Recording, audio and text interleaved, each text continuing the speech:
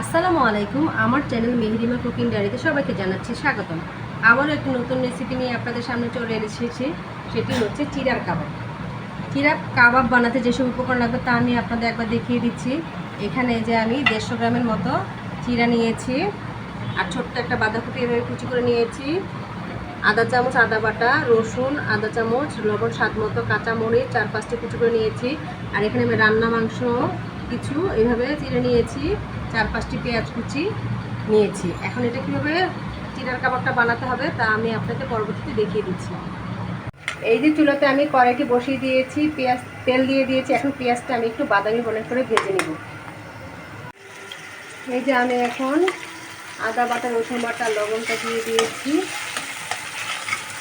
একটু হালকা কষিয়ে নিয়েছি। তারপর আমি বাকি সবজিগুলো দিয়ে দেখাচ্ছি। এই যে মশলার উপর আমি এখন এই বাঁধাকপিটা কুচিটা দিয়ে দিয়েছি। আমি 5 মিনিটের মতো একটু কষিয়ে নেব, তারপরে আমি মাংস করতে দিচ্ছি। এই যে বাঁধাকপির মধ্যে আমি এই যে চিড়ে রেখেছি যে গরুর মাংসগুলো, সেগুলো মিক্সড করে আমি এখন 5 মিনিটের মতো একটু ভেজে নেব।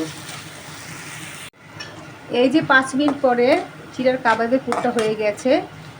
এখন আমি নামিয়ে ফেলবো, তারপরে পরবর্তী বানাতে দেখাবো।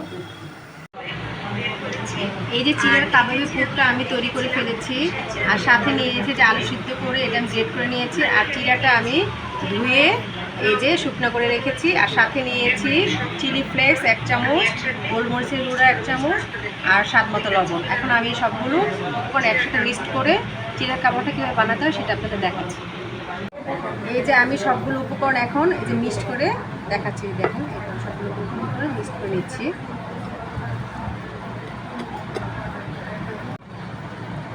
এই যে আমি চিড়ার কাবাবের জন্য সবগুলো উপকরণ মিক্সড করে নিয়েছি। এখন এটা আমি তেল ও হাতের মধ্যে মেখে নিয়েছি। এখন আমি এই যে অল্প অল্প টুকরো নিয়ে কীভাবে কাবাবটা বানাতে হয় তা দেখাচ্ছি। এটা চাইলে আপনি যে কোনো আকৃতিরই বানাতে পারবেন, গোল, লম্বা, চৌকোনা। আমি এই যে ডিম আকৃতির করে বানাচ্ছি। এভাবে আমি একে একে সবগুলো চিড়ার কাবাব বানিয়ে তারপরে কীভাবে ভাজতে হয় তা আপনাদের দেখাবো। একে একে সবগুলো চিড়ার কাবাব বানিয়ে ফেলেছি। এখন আমি এটাতে এই যে 2টা ডিম কেটে নিয়েছি, আর টোস্ট বিস্কুটের গুঁড়া করে নিয়েছি। এগুলিতে আমি চুপ দিয়ে তারপরে তেলে কীভাবে ভেজে নিব সেটা আমি দেখাচ্ছি আপনাদের।